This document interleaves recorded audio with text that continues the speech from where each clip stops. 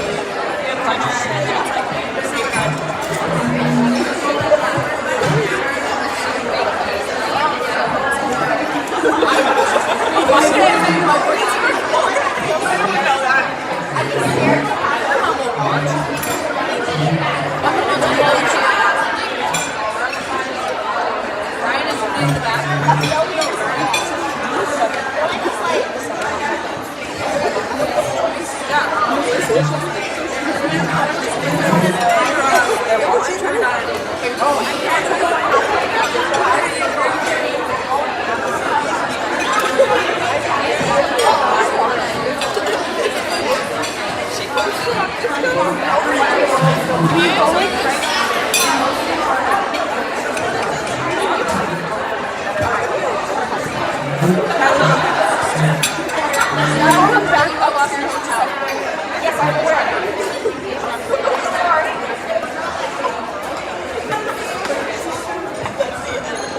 Stop, I took myself out of the That's not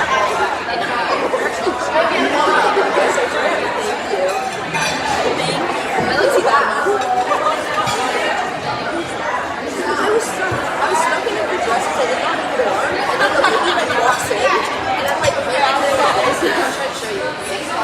That was before the lady walks in, and she's like, are you suffocating or something? And I was like, no. And she's like, well, do you want help? And I was like, yeah. So she rips it down.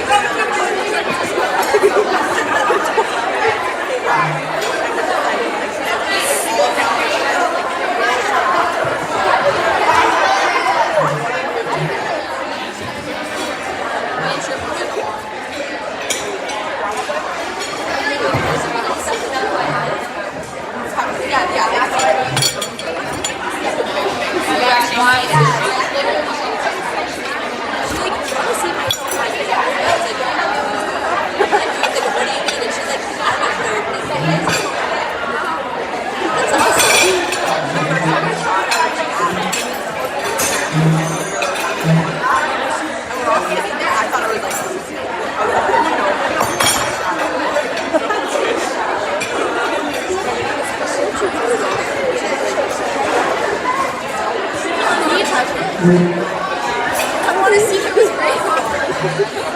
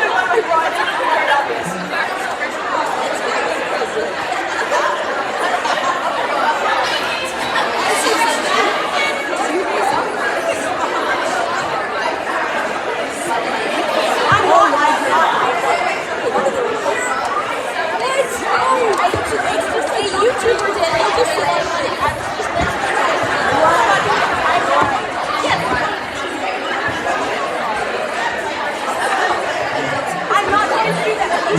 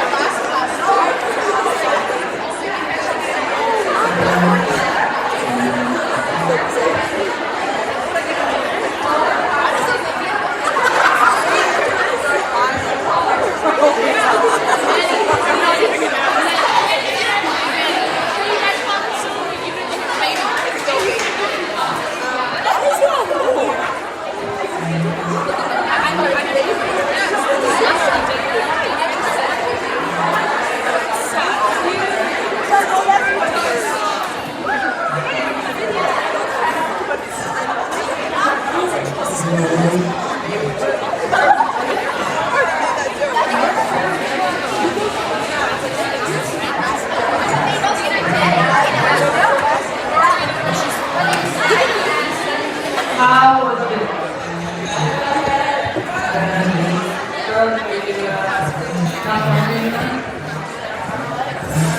We'll have dessert with it. Okay, so we're gonna get started. I just wanted to bring up, so we have a guest speaker today, Tara Watchman.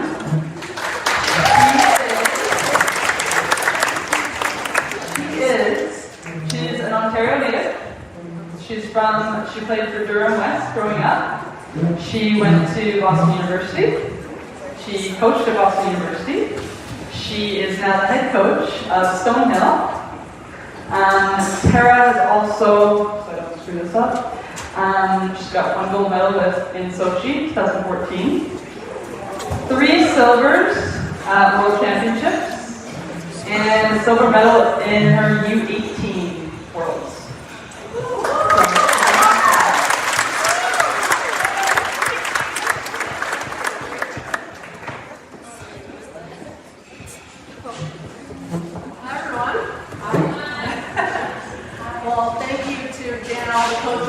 Thinking of me tonight to be the guest speaker. I know this is half the reason I'm here, so it is here later if anyone would like to see it.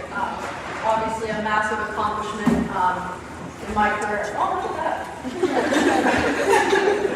Well, first and foremost, some great hockey so far today. I thoroughly enjoyed getting to watch all of the games. I think it's such a great league, like has already been talked about, whether it's Stansted, Pacific Steelers, Boston Shamrocks, Washington Pride, not don't think I forgot any there, but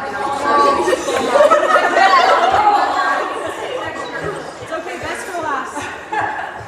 you guys are such a great league, and I think first and foremost, it's already been said. I think it was 2 years ago yesterday that the World Health Organization declared COVID-19 a pandemic. And it's pretty amazing for me even to be standing in this room looking at such talented, amazing young women with so much promise and so much passion, and to be able to share my story with you. Ultimately, that's what it's all about. And you'll hear that through some of my own personal experiences. But like I said, it's just an absolute honor to be here. And I think, your age group has been through a lot.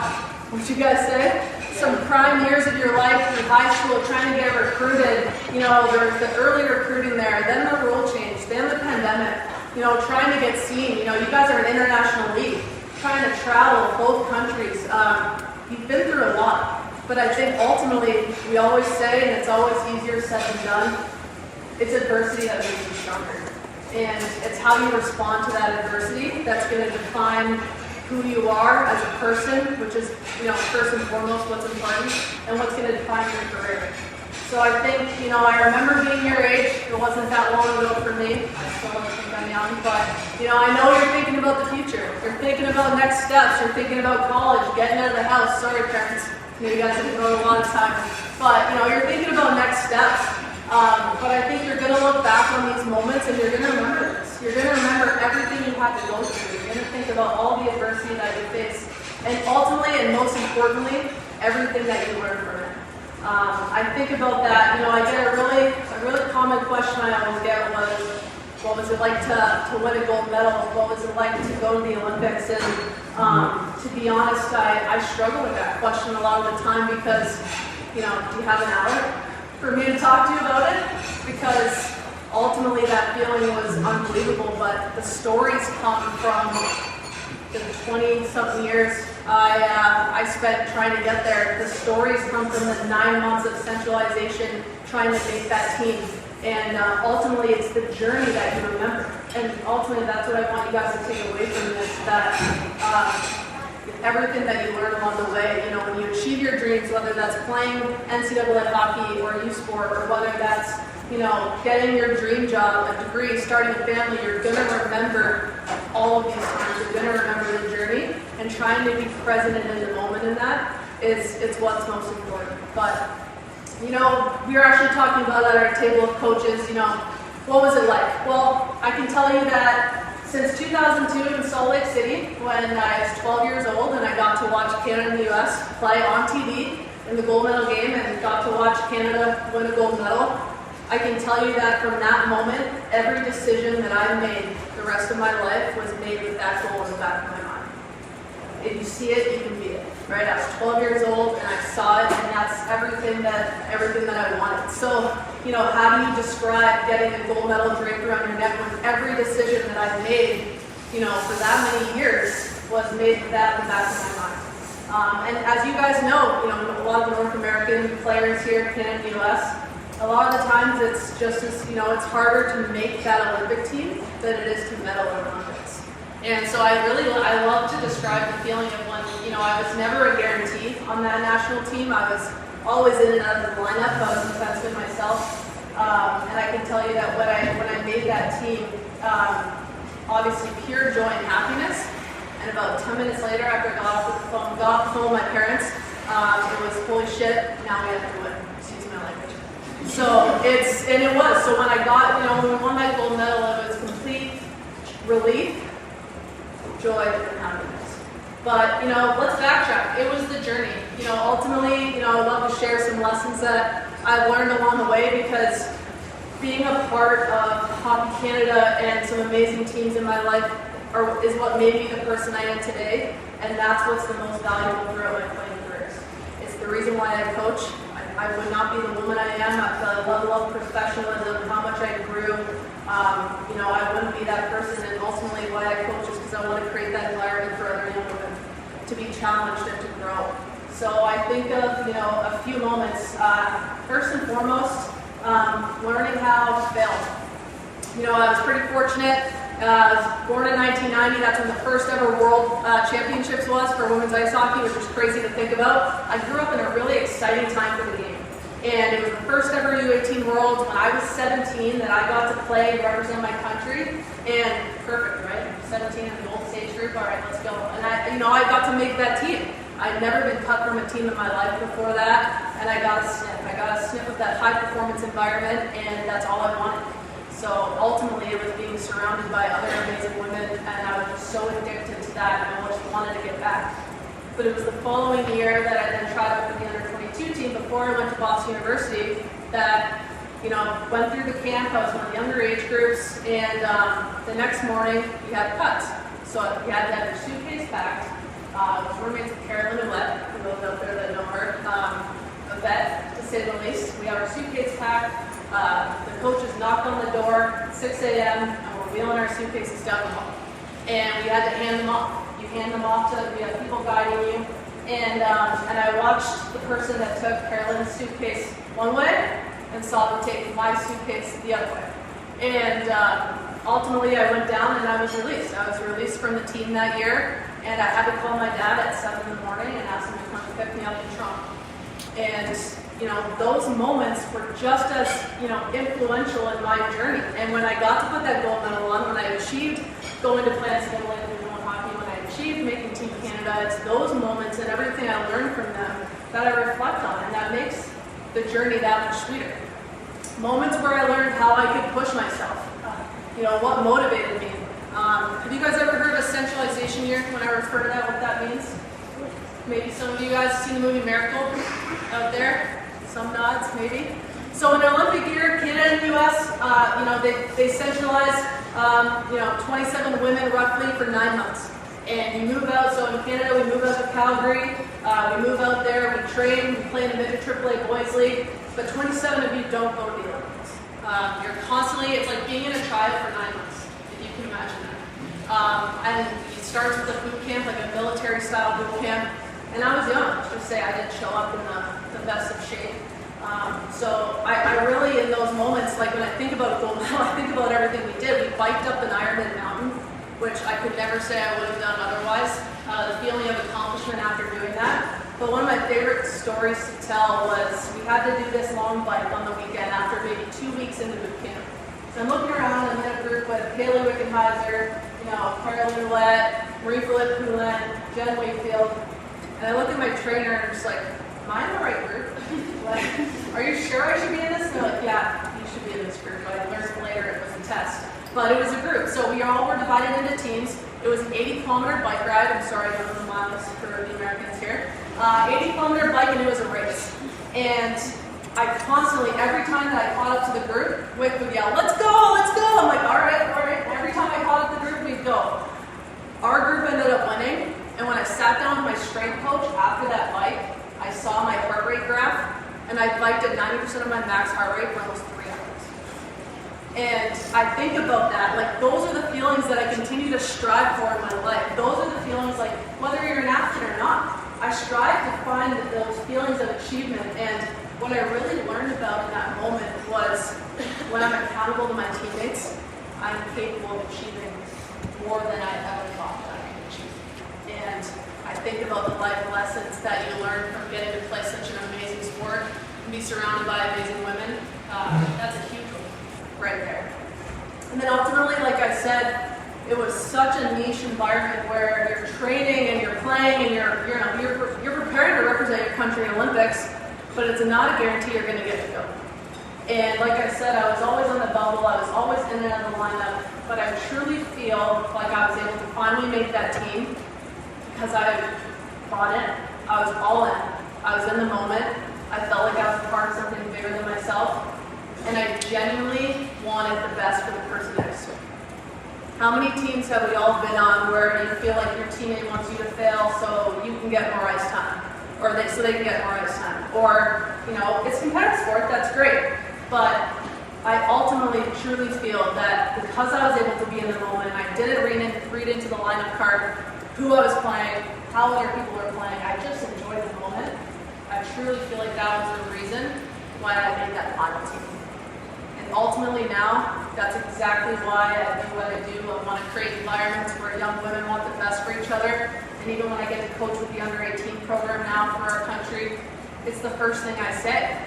And ultimately, we're going to grow into stronger leaders. You're going to play better. You're going to be more equipped for everything beyond your sport. And that's the power in getting to do what we do. So I think, ultimately what I will leave you guys with too in this moment, like I said, you're so excited for next steps, but look around this room. Look around the room at your teammates. Such a small percentage of young women dedicate their life to something as much as you do.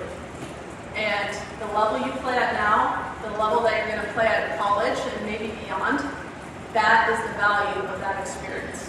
It's getting to learn from all of the amazing young women in that locker room who have come from different backgrounds, who care just as much as you do, that are just as passionate as you are. That is what you will take with you the rest of your life. And that's what I take with me. That's what's changed my life. And in a world where, women and women's sport is growing, it's a pretty cool time to be a young woman in the sport. So that's definitely what I would leave you with as you guys move forward. We all want to win. Winning is a lot of fun, but what I truly feel is if you win the right way. I truly believe that you're lucky if you get 5 good cultures in your life. Megan, my assistant's gonna laugh at me because I get this feel all the time. And that's not to be pessimistic, but you guys know, think about it. You know, you're already, what, 16, 17, some of you younger, and you can probably count on one hand max the amount of teams that truly have changed your life, right? And you'll go on to hopefully have more. But it's so important to acknowledge those teams, what you've learned from being a part of those teams. I know some girls too, I've also been a team manager here. But what you learn from being a part of those teams, and ultimately that's what's the most important thing what we get from what we do. Because you will go on to find that feeling and to try to experience that feeling the rest of your life. And that's what's powerful, whether it's in the college team you decide to go to, the next team you decide to play for, the company you decide to apply to, or the family that you start.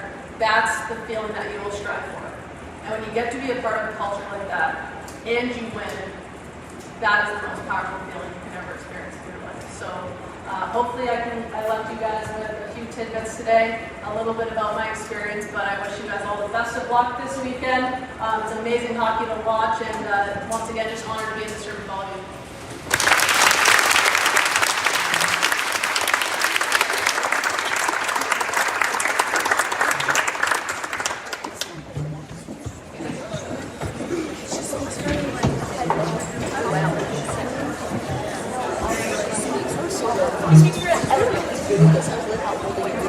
Thank you so much, Sarah.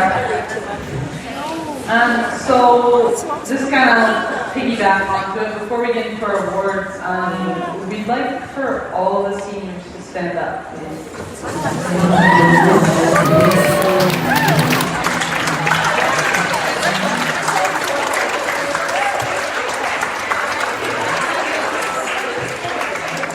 So as you can see, we have a lot in this room.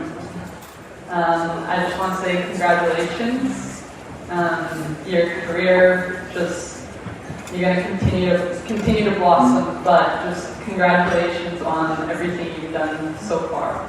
And there's so many faces that are standing up right now that you're not even on my team, but again, I just loved getting to know you and just be a little piece of your journey so far. Congratulations.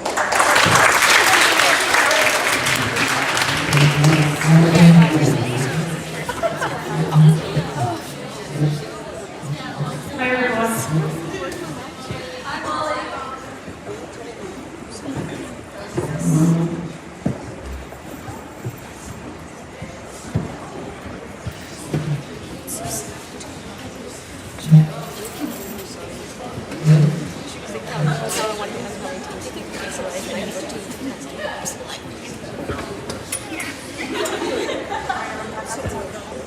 We'll try this again. Hello everyone. Tough act to follow with Tara up there. Again, congratulations seniors and everybody on an awesome season.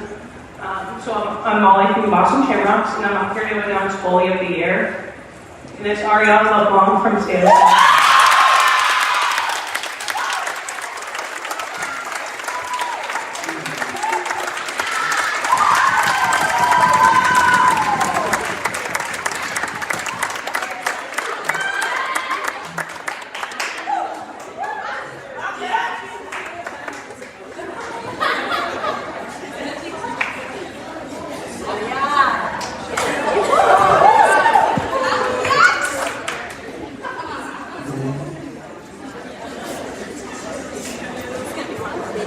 Me again. I am announcing our forward of the year, offensive player of the year. I've truly enjoyed watching this player and playing against her. Tessa Janeski.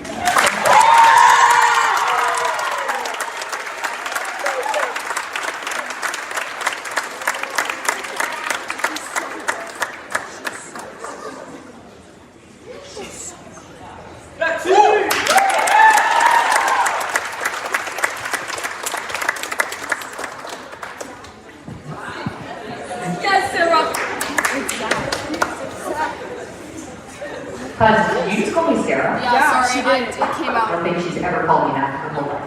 Thank you. My name is Sarah Zacharias, and I am the head coach of these lovely women that you see here, the incredible leaders.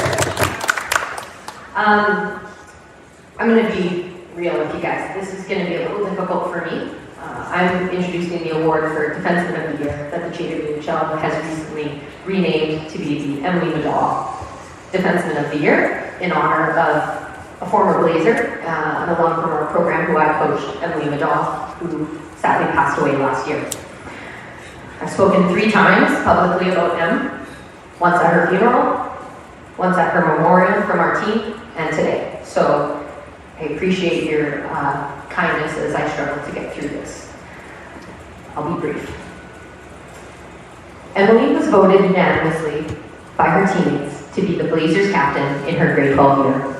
And while she wasn't always the loudest person in the room, Emily always led by example. On the ice, Em led our D-Corps in points. She represented BH at the JWHL All-Star Game in Washington and went on to win the JWHL Defenseman of the Year award in her grade 12 year.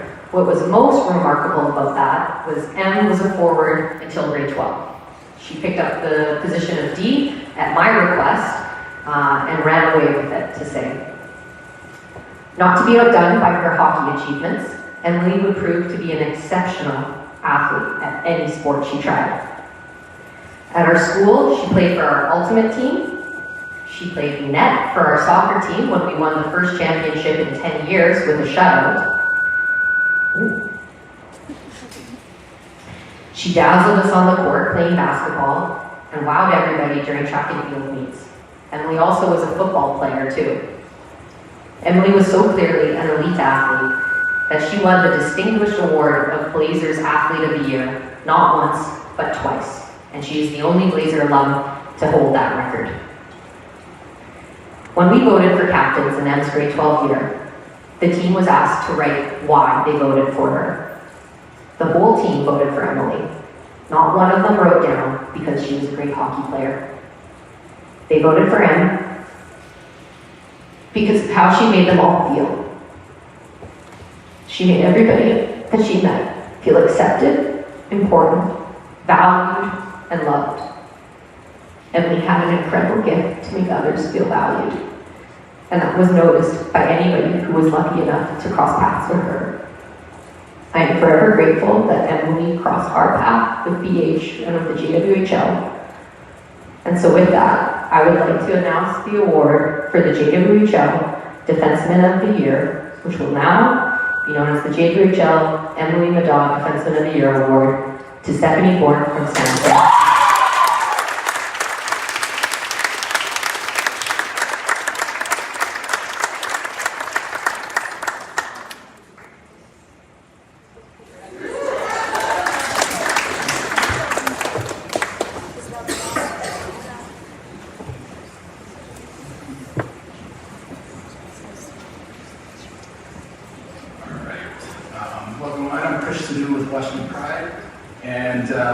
Each year after our playoffs, we announce a first and second team all-star team. So I will be announcing the first team all-stars, and Tony will be announcing the second team all-stars. So these are players that were nominated and voted on by all the coaches. And once I call your name, please come up, and we will have you guys take a quick picture. And yeah, that'll be it. So, without further ado, our first team goaltender, Adriana Doucette from Banquet.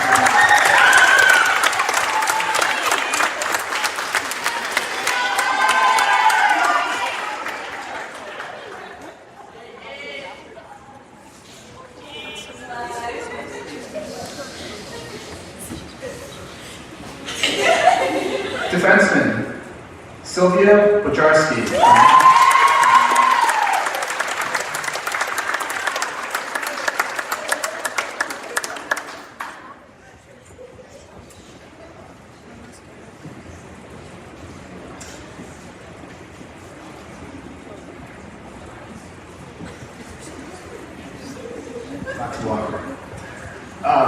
Also on D, Gracie Gickelson.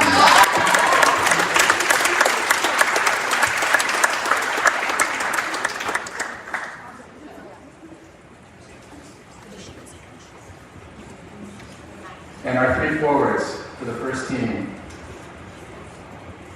Audrey Knapp.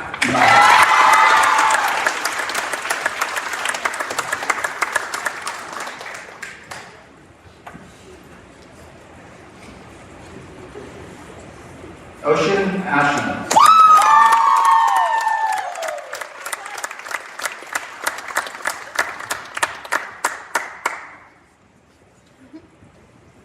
And Emma Christ.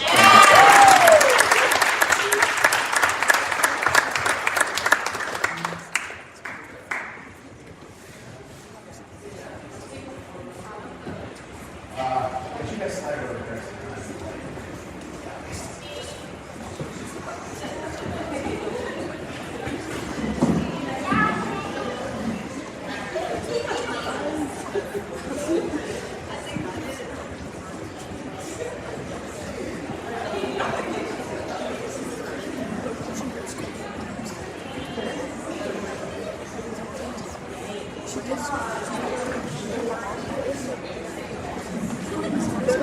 Hi everyone, I am Tony Mayano, the head coach at Naha, and I will be announcing the second team All-Stars.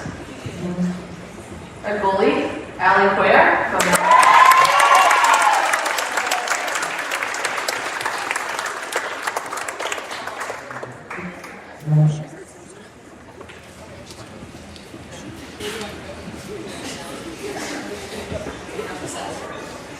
defense from Balmoral Hall, Avery Pickering.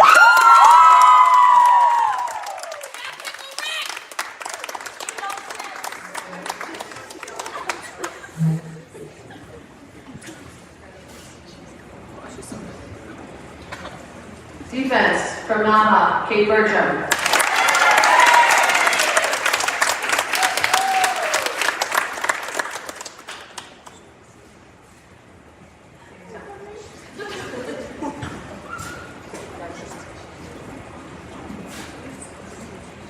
Forward from Stansted, Kirill Prefontaine.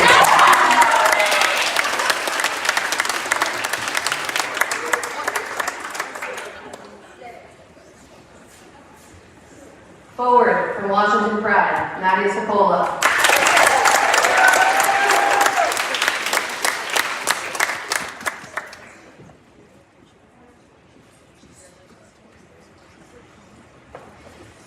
And forward from Balmoral Hall, Dana Gordon.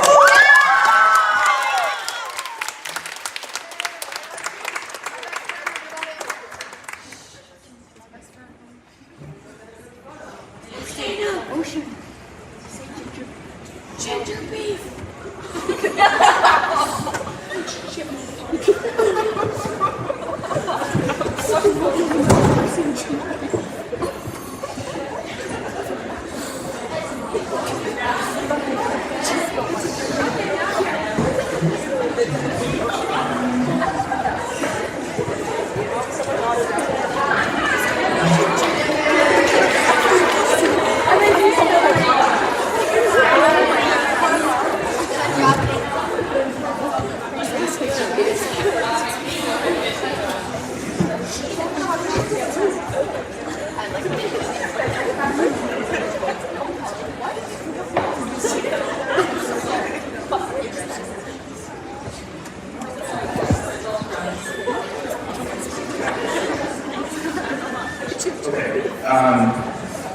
Tonight we celebrate the Junior Women's Hockey League Player of the Year. Our Player of the Year award is named in honor of Elizabeth Liz Tershon, who played in JWHL for 2 seasons, and then for the University of Minnesota Golden Gophers.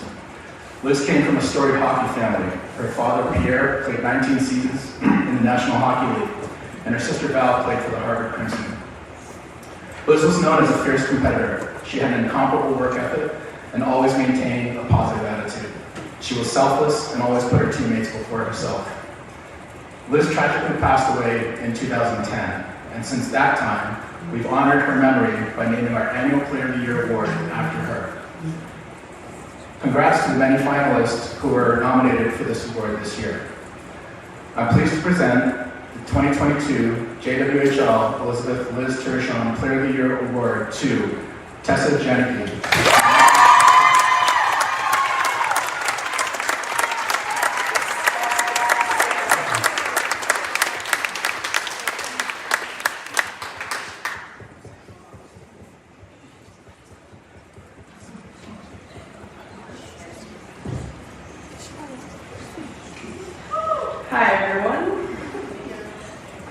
I am so grateful and honored to be selected as the Liz Turgeon Player of the Year.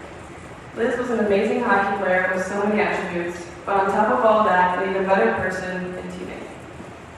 It's an incredible honor and privilege to receive this award. I would like to thank the JWHL for selecting me for this award and making this weekend possible, and every year doing what they can to keep the competitiveness within the league, by including the best teams from the US and Canada. A huge thank you to my coaches, Tony, McKenna, and Mia, for all the hard work you put into me every day.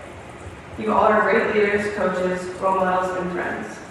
Without your dedication and guidance, I would not be standing here today. I also want to thank my parents for pushing me to always be my best, who not only care about the player I've become, but the person. You two are my biggest supporters and always will be. And to my wonderful teammates, I consider myself so incredibly lucky to be part of such a great team and family. Every one of you inspires me to push my limits and work my hardest every day. I could not have achieved this without you. A special thank you to the Turgeon family for allowing us to carry on Liz's legacy through this award. All of us should aspire to be like Liz, not just as a player, but as a teammate, leader, and friend. I'll conclude this by saying thank you again to all the players and teams in this room tonight and competing this weekend. Good luck and bring your best. And to those moving on to the next chapters in your lives, best of luck to you at the next level and in your future endeavors. Thank you.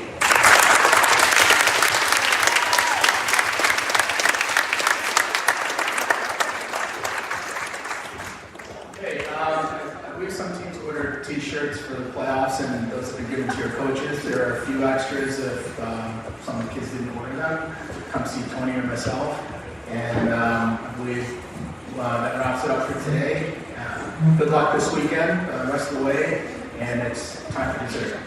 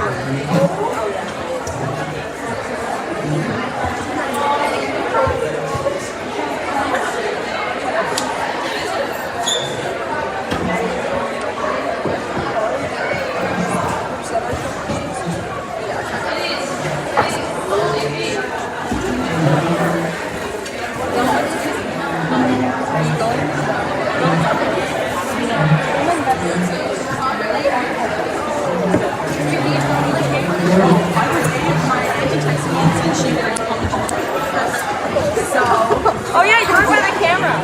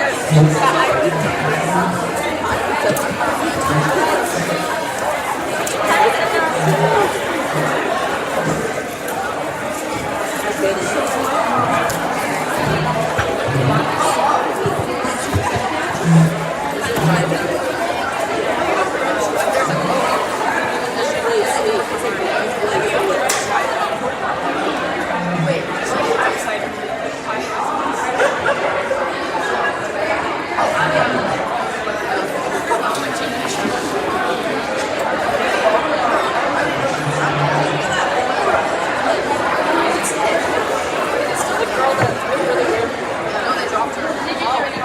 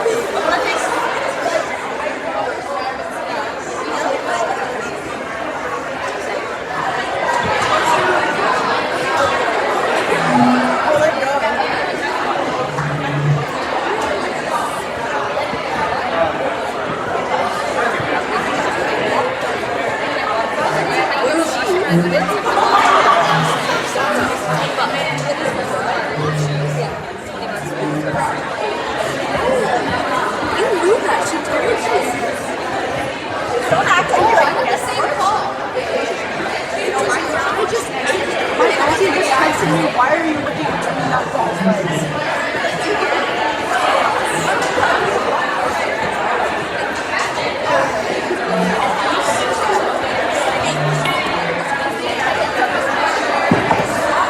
If you go back to the